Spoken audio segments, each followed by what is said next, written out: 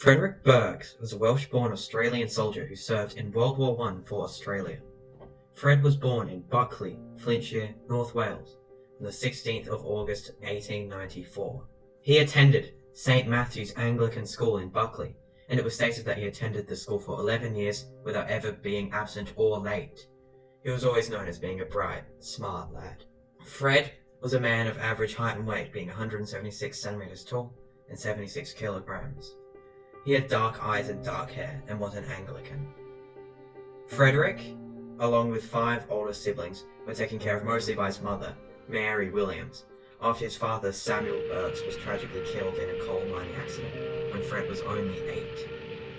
In 1913, when Fred was 19, him and 3 of his mates decided to leave Wales on boat and travel to Australia. He then proceeded to live on King Street, Norwood, South Australia, and multiple other places around Australia, including Melbourne. Prior to enlistment, Frederick had no military experience or training, and he'd been working as a labourer, a steel roller, and a waiter. Then, on the 18th of August 1914, Frederick Birks made a life-changing decision, which was enlisting into the Australian Imperial Force. Frederick left Melbourne on the 19th of August 1914 to travel to Cairo to train. He arrived there on the 2nd of December 1914. Little did he know, he would become a very inspirational war hero who would tragically lose his life after displaying tremendous bravery and valour. Frederick Birks' unit went into action at Gallipoli on 25th of April 1915, providing medical support for the 2nd Infantry Brigade. On the first day of the offensive, the Roll of Honour lists that 752 Australian soldiers were killed in action. It was catastrophic. On 18th of May, the Turks launched a major counter-attack, but by this time the Australian and New Zealand troops had time to prepare proper defensive positions, and during this offensive, 10,000 Turks were killed or wounded. On 26th of June, while serving as a stretcher-bearer, Birks was wounded by a shrapnel, but went straight back to duty as soon as possible, still injured. Birks remained at Anzac Cove until 9th of September, providing medical support to soldiers on the front line, and assisting the seriously injured back to medical camp and then to base hospital. Fred Birks served in Egypt until March 1916, when the 2nd Field Ambulance left for the Western Front. During the First Battle of the Somme, Birks served as a stretcher-bearer and was promoted to Lance Corporal on 21st of April 1916.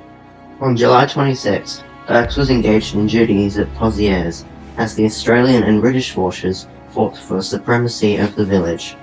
Throughout the day, Birks continually led his squad of stretcher-bearers through the village and Pozieres Wood to the front line, all while being exposed to heavy shell fire.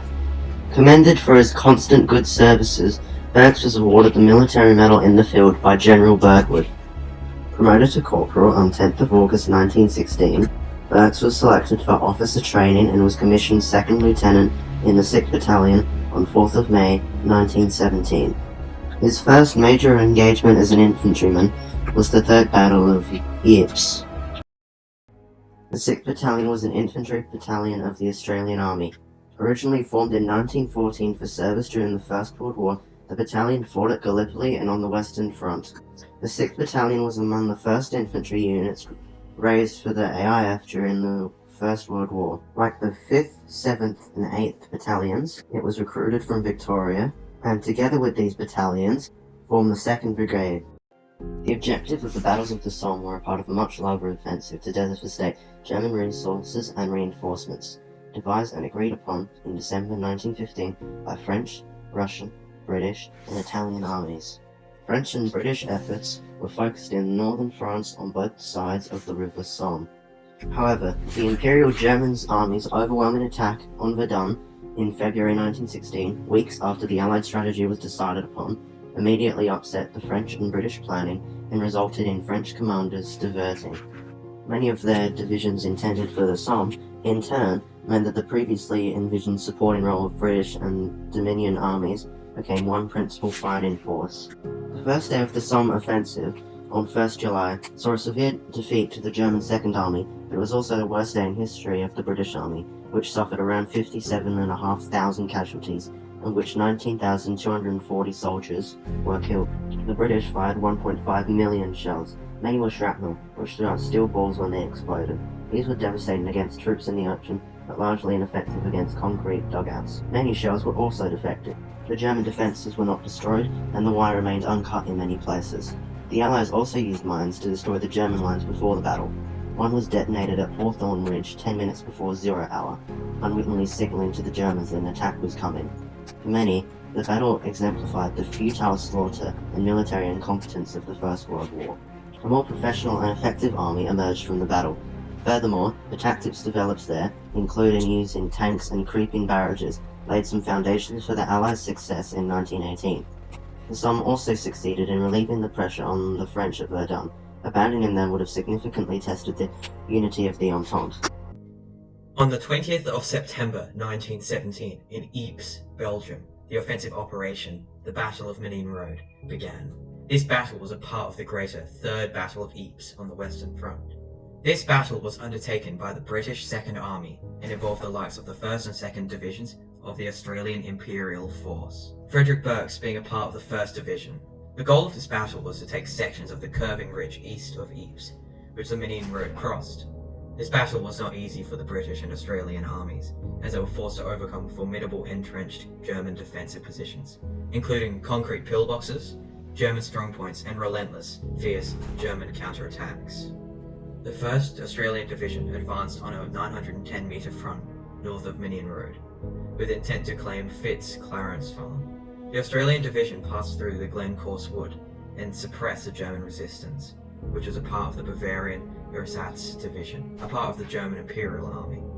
It was in the Glencorse Wood where Frederick Birks showed an act of bravery, which would lead him to be awarded with the only Victoria Cross awarded in the 6th Battalion.